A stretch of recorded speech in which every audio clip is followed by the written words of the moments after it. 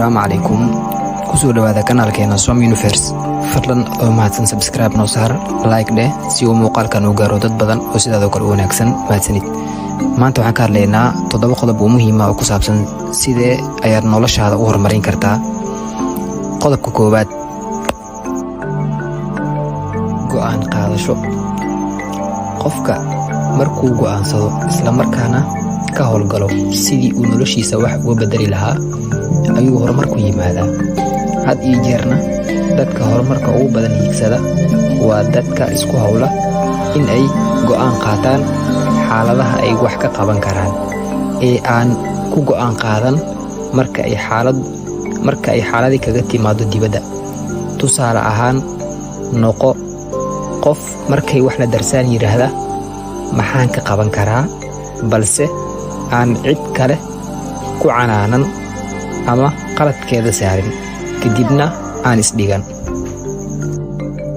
Qodobka labaad, samayso hadaf aad ku horumarinayso noloshaada, gaar ahaan mabaadi'da wanaagsan oo aad ka bilowdo wax yar kadibna aad kolba wax ku darto, sida inaad noqoto qof jadwalka uu dhigto aanan ka bixin.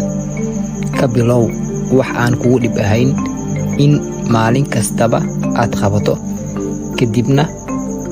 kadibna kolba maalin wax yar oo aad qaadi karto ku kordhi ilaa aad noqonayso qof jadwalkiisa maalinlaha ah kaga dhabeeya.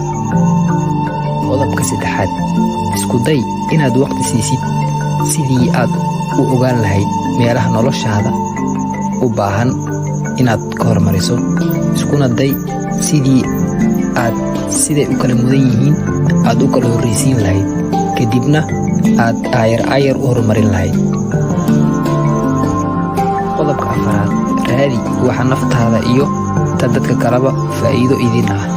Ha noqon qof anaani ah oo tiisa uun ka fakaro, balse had iyo jeer ka fikir go'aanka aad qaadanayso iyo tallaabada aad qaadayso inay noqoto mid labadiina dhinac faa'iido idin ah oo guul idin horseedi karta.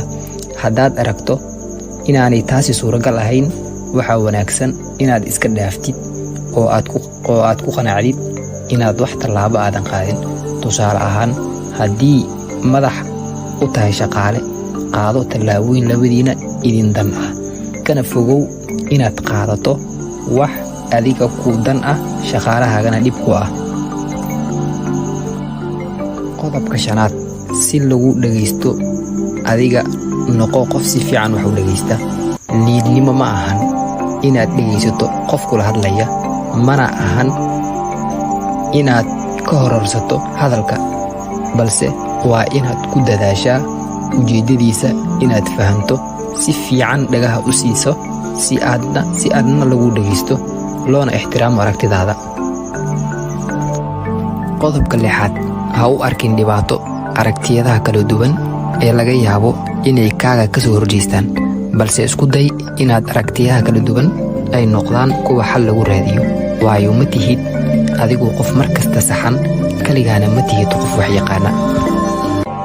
Qodobka toddobaad waa qodobka ugu dambeeyo, waqti si aad isku waafajiso dhammaan waxyaalaha aynu kor ku soo sheegnay, hana noqdaan kuwa la jaanqaada isbeddelkaaga jir ahaaneed, cibaado ahaaneed, maskax ahaaneed, bulsho ahaaneed iyo dareen ahaaneedba. Isku day intii karaankaaga sidii ay dhammaantood u noqon lahaayeen kuwa isla waafaqa oo dhinac u wada jeeda. Muuqaalkan intaaynu ku egyahay, intaanu muuqaalkan mid lamidna aynu ku kulmi doono. Assalaamu calaykum waraxmatullaahi wabarakaatuh.